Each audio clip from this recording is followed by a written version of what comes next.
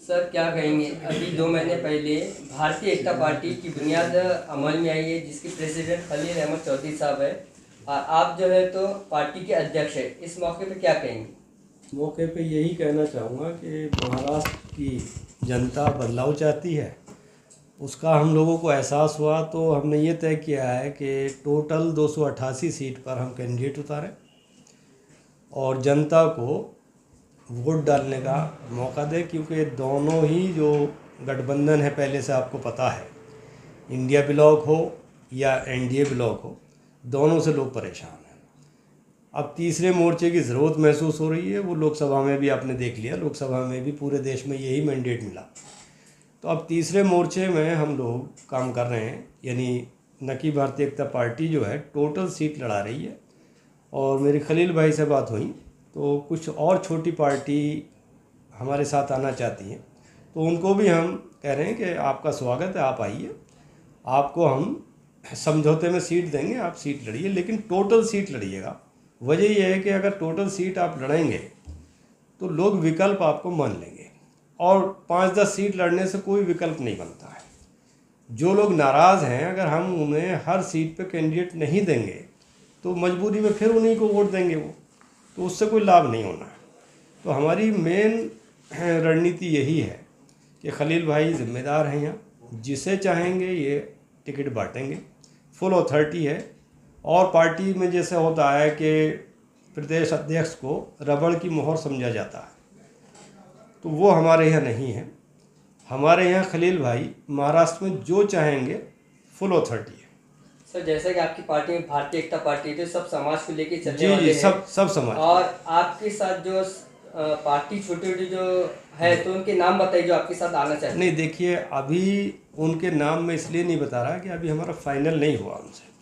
वो हमसे रिक्वेस्ट कर रहे हैं, लेकिन उसमें जब फाइनल होगा तभी तो नाम बताएंगे। अभी तो हम अपने बल पर ही 288 लड़ने के मूड में हैं। पूरे 288। 288। देखिए, हमारा ये है कि पार्टी अगर आपको चलानी है और विकल्प बनना है तो टोटल सीट लड़नी पड़ेगी। हार और जीत दो पहलू होते हैं पार्टी के और चुनाव के। इसकी परवाह आदमी को नहीं करनी चाहिए कि वोट कितने मिलेंगे, ये तो वोटर को तय करना। हमें सिर्फ वोटर की नाराज़गी का एहसास है कि वो पहले से इन लोगों से नाराज़ हैं और वो चाहते हैं कि कोई पार्टी सारी सीट लड़े, या तो गठबंधन के हिसाब से लड़े या अपने बेस पर लड़े। अगर वो लड़ेंगे तो उनको विकल्प बनाने का मौका मिलेगा। अब हम टोटल सीट, हम तो कह रहे हैं कि अगर कोई गठबंधन हमसे करना चाहेगा समान विचारधारा वाला, हम तैयार हैं। लेकिन अगर कोई ये चाहे कि सारी पार्टी मिलके सिर्फ 50 सीट लड़ें, 100 लड़ें, उससे हम सहमत नहीं हैं। देखिए, अगर हम कम सीट लड़ते हैं तो इसका मतलब हम वोट काटना चाहते हैं, बस और कुछ नहीं। सर जैसा कि आपकी पार्टी अभी महाराष्ट्र में औरंगाबाद में जो लॉन्च हुई है, जी। जबकि आप किसी के साथ अलायंस कर सकते थे या नहीं कर सकते, वो बात अलग है, जी। तो लेकिन आपने अलग से क्यों ऐसे अपने कैंडिडेट उतारे? अलग से उतारने का मकसद ये है कि ऐलान हो चुका है, लेकिन पार्टीज़ वाले जो कर रहे हैं वो क्या कर रहे हैं कि साहब अभी हमारा सीट बंटवारा हुआ है, अभी हम तय कर रहे हैं। भाई आप ये बताइए कि तय करेंगे कब तक करेंगे? 22 तारीख से नामांकन शुरू हो जाएंगे, तो आप तय कब करेंगे ये बताइए। हम उनके चक्कर में क्यों रहें? हमें अपनी पार्टी चलानी है, हमें उनसे क्या मतलब है? वो क्या कर रहे हैं हमें कोई लेना देना नहीं है। हमें किसी से बात हुई थी? नहीं, बातें हमारी बहुत हो रही। देखिए, पार्टी चला रहे हैं तो जाहिर सी बात है लोग हमसे भी बात कर रहे होंगे, और हो रही है हमारी बात, खलील भाई की भी हो रही है। लेकिन अभी नाम हम इसलिए नहीं बता पा रहे हैं कि देखिए, गोपनीय वार्ता होती है। जब फाइनल हो जाएगा आपको हम एकदम बताएंगे, लेकिन अभी मुझे नहीं लगता कि हमारा उनसे मेल खाएगा। वजह यह है कि वो सिर्फ वोट काटने के लिए आना चाहते हैं, और वोट काटने का मन हमारा नहीं है, बल्कि हमें तो जीतना है। सर जैसा कि भारतीय एकता पार्टी अभी न्यू है, तो लोग कैसे आप पे विश्वास करेंगे पब्लिक? देखिए, पब्लिक की जहाँ तक बात है, मैं पीछे आपको ले जाऊँ। दिल्ली में 2 बड़ी ताकतें थीं, आपको ध्यान होगा 13 में, कांग्रेस और भाजपा। अरविंद केजरीवाल नई पार्टी बनाकर मैदान में आए, और कैंडिडेट कैसे थे? कोई पान बेचने वाला, कोई बीड़ी बेचने वाला। उन लोगों ने राष्ट्र की 2 बड़ी पार्टीज़ के मिनिस्टर्स को, सीएम को ध्वस्त कर दिया। उनको एक तरफा वोट मिला। देखिए, वोटर चाहता है सुधार, परिवर्तन, और देखिए प्रकृति का नियम भी है कि प्रकृति में बदलाव आता है। जब तक आप बदलाव नहीं करेंगे नहीं आएगा, और करेंगे तो आएगा। नए और पुराने से मतलब नहीं है। देखिए, हमेशा से ये होता है कि पुराने से नाराज़ है तो नए को मौका मिलेगा। अब नए को मौका कब मिलेगा? जब वो मैदान में होगा। हम तो विश्वास कर रहे हैं पूरी जनता में कि महाराष्ट्र की जनता हमें मौका देगी। हम जनता से एक ही अपील कर रहे हैं कि अगर आप तंग हैं, परेशान हैं इन लोगों से, हर चीज़ में तंग हैं, चाहे प्रशासन हो, चाहे रोज़गार हो, और अपराध को आप देख ही रहे हैं। अभी हाल में कितना बड़ा हादसा हुआ। मुझे ताज्जुब होता है कि जिस आदमी को वाई श्रेणी दी गई हो उसको 2 टके के बदमाश गोली मार के चले जाए और महाराष्ट्र की सरकार देखती रह जाए। गृह मंत्री जी के पास कोई जवाब नहीं है। एक आम आदमी कैसे सेफ होगा ये बताइए। वाई श्रेणी जो है 11 उसमें सुरक्षाकर्मी होते हैं। 11 में पता लगा, ये मैं वो बता रहा हूँ जो मीडिया में आया, मैं तो वहाँ मौजूद था नहीं, लेकिन मुझे ताज्जुब हुआ कि सरकार अब तक एक्शन क्यों नहीं ले रही। 11 जब सुरक्षाकर्मी थे, उस घटनाक्रम के वक्त में सिर्फ एक मौजूद था। मुझे बताइए 10 कहाँ गए? तो सरकार को जवाब देना चाहिए ना इसका। जब ऐसी स्थिति हो कि बड़े लेवल के नेता महफूज ना हो, सरकार के नेता थे भाई, एनसीपी अजीत गुट जो है वो सरकार में है। हाँ, विपक्ष का कोई नेता होता, उसका मर्डर ऐसे हो जाता तो हम मानते हैं कि भाई कोई दिक्कत नहीं है, लेकिन सरकार के इतने बड़े लीडर का वाई श्रेणी के बाद ऐसे अंदाज में मर्डर हो तो यहाँ कौन महफूज है ये बताइए। चलिए, आपने बाबा सिद्दीकी की बात की है। जी जी। जबकि उसका जो सरगना है गुजरात की जेल में बंद है वो जी। और वहाँ से जो है तो पूरा नेटवर्क चल रहा है। तो ऐसे माहौल में जबकि इतना बड़ा आदमी है, नामचीन है, पूरा फिल्म इंडस्ट्री उनसे विजिट करती है जी। और वो कह रहे हैं कि सलमान ने जो तो 98 में हिरण को मारा था, हम उसकी भगवान की पूजा करता है, उसका जो नियर और डियर है सलमान के, हम सबको उड़ाएंगे, ये धमकी दे रहा है। तो यही तो मैं कहना चाह रहा हूँ कि यहाँ की सरकार कर क्या रही है। यानी अब सरकारें जो हैं वो बदमाश चलाएंगे। भाई, जब बदमाशों के इशारे पे सरकारें चलेंगी तो आप और हम सेफ कैसे रहेंगे ये बताइए। एक बदमाश अगर किसी को धमकी दे दे कि हम उड़ा देंगे और ये कर देंगे तो काम हो जाएगा। भाई, फडणवीस जी जो हैं वो जवाब नहीं दे पा रहे। उनसे अगर पूछा जा रहा है कि आपने जिसको वाई श्रेणी दी तो वाई श्रेणी के 10 लोग कहाँ थे ये बताइए, तो 10 का जवाब अभी तक नहीं मिल पा रहा। या तो आप ये कहिए कि आपने वो वाई श्रेणी सिर्फ दिखावे के लिए दी थी। देखिए, इसमें मैं आपको यही कहूँगा कि बाबा सिद्दीकी के परिवार से पूरा लगाव है हमें। बहुत बुरा हुआ, परिवार के लिए संवेदनाएं हैं, और साथ के साथ दुख इस बात का है कि यहाँ की सरकार इतनी निकम्मी है कि अभी तक ख़ास रिज़ल्ट नहीं है कि हम ये कर देंगे वो कर देंगे। पता लगा कि इस हादसे के बाद में सीएम की सुरक्षा बढ़ा दी गई, डिप्टी सीएम दोनों जो उनकी सुरक्षा बढ़ा दी गई। तो आप ये बताइए, आपने अपनी सुरक्षाएं तो बढ़ा ली, आवाम का क्या हुआ? आज महाराष्ट्र की स्थिति ये है कि बदमाशों के खिलाफ आम आदमी बोलने की ज़रूरत नहीं कर रहा, क्योंकि उन्हें पता है कि जब बड़े लोगों की हत्याएं सरेआम हो रही हैं तो हमारा क्या वजूद है। तो इसके लिए जनता को सोचना पड़ेगा। देखिए, सरकारें सख्ती से चलती हैं। आप किसी बदमाश के सामने ये कहेंगे भाई साहब रहम करिएगा, वो रहम नहीं, आपकी सीधी गोली मारेगा। हम ये कह रहे हैं जो भी ऐसे बदमाश हैं किसी भी जेल में क्यों नहीं है, आज बीजेपी की सरकार पूरे देश में है और यहाँ की सरकार जो है उसमें बीजेपी हिस्सेदार है। तो केंद्र सरकार जो है, केंद्र सरकार के मातहत तो गुजरात भी आता है। भाई, गुजरात की जेल में अगर वो अपराधी है तो गुजरात कहीं पाकिस्तान में तो है नहीं, तो आप उसका समाधान तो वहाँ भी कर सकते हैं, लेकिन कोई नहीं कर रहा। तो इसके लिए जनता से हम एक ही बात कह रहे हैं, हम गैंगवार की बात नहीं कर रहे हैं, हम कर रहे हैं राजनीति की। और राजनीति क्या है कि हम राजनीति कर रहे हैं तो समाज में सबको सुरक्षा का मौका मिलना चाहिए। सुरक्षा जब तक नहीं होगी, माहौल में आतंक होगा, आप कुछ नहीं कर पाएंगे। तो इसके लिए हमें काम करना है। सब भारतीय जनता पार्टी जैसा कि अभी 288 सीट लड़ा रही है महाराष्ट्र में जी, तो आपके मुद्दे कौन कौन से विकास की ये बताइए। देखिए, मुद्दे की जहाँ तक बात है अब एक आम कि लोग कैसे विश्वास करेंगे? अभी आप विश्वास कर रहे हैं। देखिए विश्वास की बात मैं अभी नहीं कर रहा। मैंने आपसे पहले भी कहा कि विश्वास की बात जब आएगी जब वोटिंग होगी। वोटिंग से पहले नामांकन होता है, नामांकन के बाद लोग घूमना शुरू करते हैं। अब हम जब अपने कैंडिडेट्स के साथ जाएंगे, लोगों से हम अपील करेंगे, अपील करने के बाद हम उनका जायज़ा लेंगे। हम तो एक ही बात कहेंगे कि आप विश्वास करके देखिएगा। देखिए पहली बार में विश्वास का आग्रह करेंगे, दबाव नहीं है। अब जब हम आग्रह करेंगे तो ऐसा नहीं जनता बावली नहीं है, जनता सब कुछ जानती है। विकल्प चाहती है जनता और विकल्प हम बनने का प्रयास कर रहे हैं, प्रयासरत हैं कि हम विकल्प बन जाएं। अब विश्वास की जो बात है, हमें खुद विश्वास है कि यहाँ की जनता हमें मौका देगी। मौका क्यों देगी कि हम में अभी कोई बुराई नहीं है। बुराई कब होती है? जब आदमी सरकार में आ जाता है और वो कुछ करता नहीं है। भाई मान लिया अभी मैंने बाबा सिद्दीकी साहब का जिक्र किया, अल्लाह उनको जन्नत दे, तो इसमें मैंने क्या कहा कि वाई श्रेणी देने वाली सरकार, लेकिन वहाँ कमी क्या रही? 11 में से 10 गायब है। तो कमी किसकी हुई? सरकार की। ज़रार अहमद की तो रही नहीं। अगर ज़रार अहमद वहाँ गृह मंत्री होते या वो सरकार में होते, जिम्मेदार होते, तो जिम्मेदारी हमारी होती।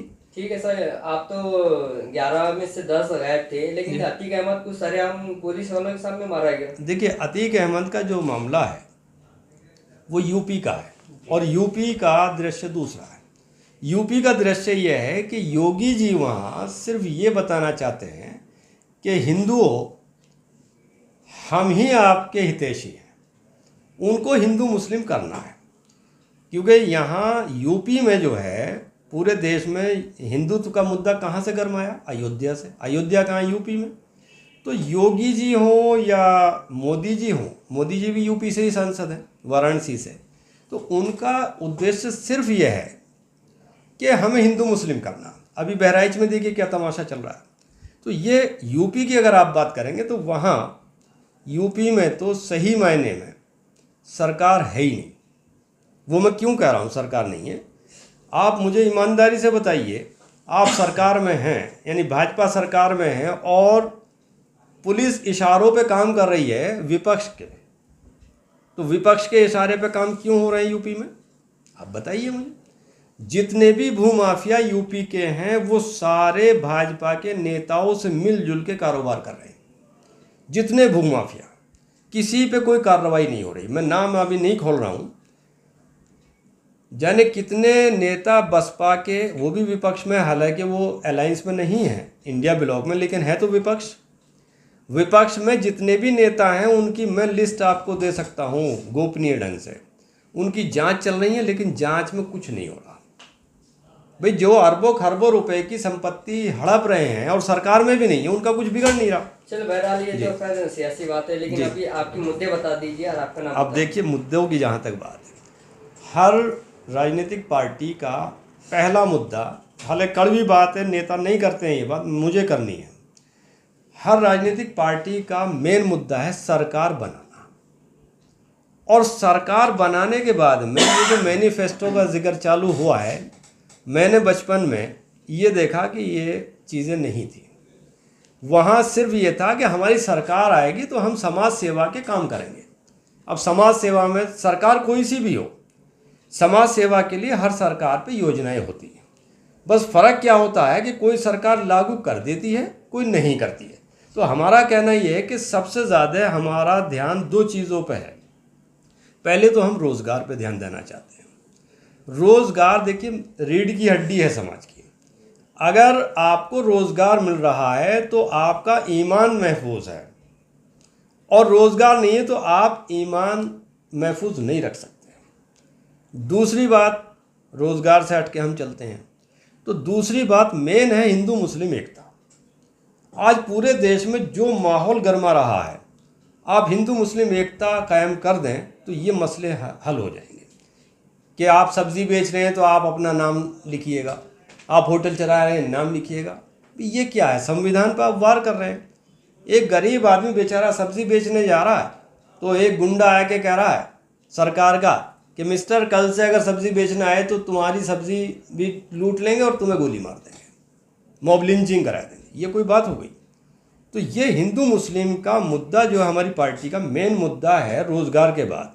देखिए, मेरा कहना ये है कि जिस दिन हिंदू मुस्लिम एकता कायम हो गई हिंदुस्तान में, पूरे हिंदुस्तान में, ये मसाइल अपने आप हल हो जाएंगे। सरकारों की ज़रूरत नहीं है।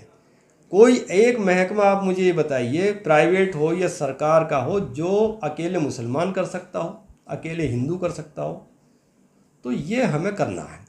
एक और चीज़ मैं कहूँगा इसमें, जब सरकार आएगी तो इसमें हम शिक्षा पे भी हमारा पूरा ध्यान पहले से रहा, आज भी है। शिक्षा के साथ स्वास्थ्य का मामला है।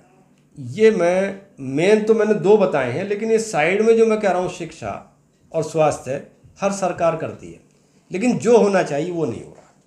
जैसे शिक्षा है, मैं ये कह रहा हूँ कि पूरे देश में हर स्टेट में कम से कम इंटर तक शिक्षा मुफ्त होनी चाहिए।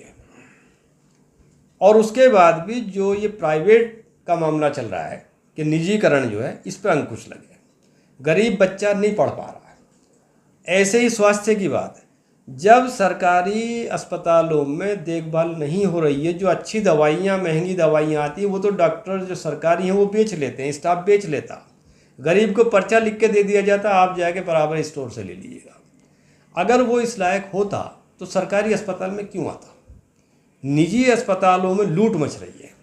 कसाई बैठे हुए हैं, आप गए हैं, आपने कहा मेरे यहाँ दर्द हो रहा है, वो ये तो ऑपरेशन होगा, जल्दी से लिया और चीर फाड़ कर दी। अब वो बेचारा कहाँ से भीख मांगेगा, क्या करेगा? ऐसे ही अब आइए आप सरकार पे, केंद्र सरकार, आयुष्मान तमाशा हो रहा पूरा। आयुष्मान सरकार जिसे कह रही ठीक है, ये हो गया, कार्ड बनावा, राशन कार्ड बनावा, बन ही नहीं रहा हो। आयुष्मान एक्टिव नहीं हो रहा। एक्टिवेट क्यों नहीं हो रहा? कि साहब अभी दिक्कत आ रही है। एक मेरे पास आया, उसने कहा साहब आप इसमें कुछ कर सकते हैं। मैंने कहा मैं क्या कर सकता हूँ, मैं सरकार में नहीं हूँ। जब आयुष्मान बन गया और मरीज़ जो है अंदर लेटा हुआ है ऑपरेशन के लिए, उसका एक्टिवेट नहीं हो रहा, उन्होंने कहा साहब 10 घंटे तो हो गए हैं, अभी एक्टिवेट नहीं हो रहा। तो मैं ये कह रहा हूँ कि सरकार कर क्या रही है भाई? 10 घंटे में एक्टिवेट नहीं हो रहा, उसका ऑपरेशन होना है, तो या तो आप ये कहें आयुष्मान स्कीम हमारी है ही नहीं, और है तो उस पर अमल होना चाहिए। देखिए, गरीबों के लिए ना शिक्षा सही चल रही है, यानी मुफ्त होनी चाहिए इंटर तक, मेरा अपना मानना। अगर मेरी सरकार आएगी तो ये समझिए कि इंटर तक बिल्कुल मुफ्त शिक्षा होगी और स्वास्थ्य सेवाएं इतनी बढ़िया होंगी कि गरीब आदमी को पछताना नहीं पड़ेगा। तो ये सारी चीज़ें हमारी हैं। और बाकी भ्रष्टाचार है, ये गुंडागर्दी है, इन सारी चीज़ों पर हम अंकुश लगाएंगे। सरकार बनेगी तो हम तो सीधे कहेंगे, देखिए आदमी को एक बार मरना होता, 10 बार नहीं मरता। सारे गुंडे बदमाश हमारे गोली मार दें, हमें क्या फ़र्क पड़ा, हमें तो एक बार जाना। लेकिन हम समाज के लिए काम करना चाहते हैं। समाज में जो लोग हैं सब हमारे हैं, वो वोट देंगे तो वोट में मैं ये कैसे कह दूंगा इसने दिया इसने नहीं। मान लिए कल को हमारी सरकार बनी तो सब ने हमें वोट दिया। हमें समाज में सबके लिए काम करना है और कोई महकमा ऐसा नहीं होगा जिसमें हम काम सुधार का ना करें। अब उसमें नाम गिनते रहिए, उससे कोई लाभ नहीं है। मैनिफेस्टो में मैं दे दूं, उससे कोई लाभ नहीं है। आपका नाम बताइए। चौधरी ज़रार अहमद नकी। क्या कहेंगे भारतीय जनता पार्टी की कितने सीट का अभी सिलेक्शन हुआ? सिलेक्शन हमने टिकट बांटा तो कर दिए, कल से शुरू कर दिए। अभी तक हमारे 10 टिकट वाटअप हो गए हैं। 288 सीट लड़ना है हमें। जैसे जैसे हमारे पास उम्मीदवार आएंगे वैसे वैसे उम्मीदवारों को हम टिकट देंगे। और आज हमारे 10 टिकट हो गए हैं औरंगाबाद शहर में, और अभी और आते रहेंगे और हम देते रहेंगे। और हमें तो लड़ना है 288 सीट। जनता के हाथ में कितनी सीट जिता के देती है। हम जनता के लिए कोशिश कर रहे हैं कि गुंडा राज यहाँ नहीं चलना चाहिए। हर इंसान आज़ादी से जीना चाहिए, उसकी सुरक्षा होना चाहिए। ऐसा नहीं कि पैसे वाले की सुरक्षा करना है। और ये प्राइवेटाइजेशन जो हो रहा है इंडिया के अंदर, जो देश आज़ाद होने के बाद में देश ने तरक्की की है, ये ऐसी पार्टी है बीजेपी, इसने प्राइवेटाइजेशन करके आम आदमी के पेट पे पैर रख दिए हैं। ये परेशानी बहुत हो रही है। आज हर चीज़ के रेट बढ़ते जा रहे हैं, इसको रोकना है। और हमारे कभी चुन कर आएंगे हमारी सरकार या हम सरकार में इन्वॉल्व होंगे तो हम ये रखेंगे कि सस्ताई होना, सस्ती चीज़ बिकना चाहिए, शेतकरी का भाव मिलना चाहिए उसको मेहनत का। जब तक उसको शेतकरी को भाव नहीं मिलेगा आत्महत्या नहीं होंगी। और आत्महत्या इसलिए हो रही है कि सब्जी का रेट मिल रहा नहीं, दिन बे दिन तेल के रेट बढ़ रहे हैं। तो किसका रेट बढ़ रहा है? ये उद्योगपतियों को और ज़्यादा ताकतवर बना रही है गवर्नमेंट ये, और गरीब को गरीब कर रही है। तो ये हमारा नारा है, गरीबी हटाओ और देश बचाओ। तो आपका नाम? मेरा नाम शेख खलील अहमद चौधरी।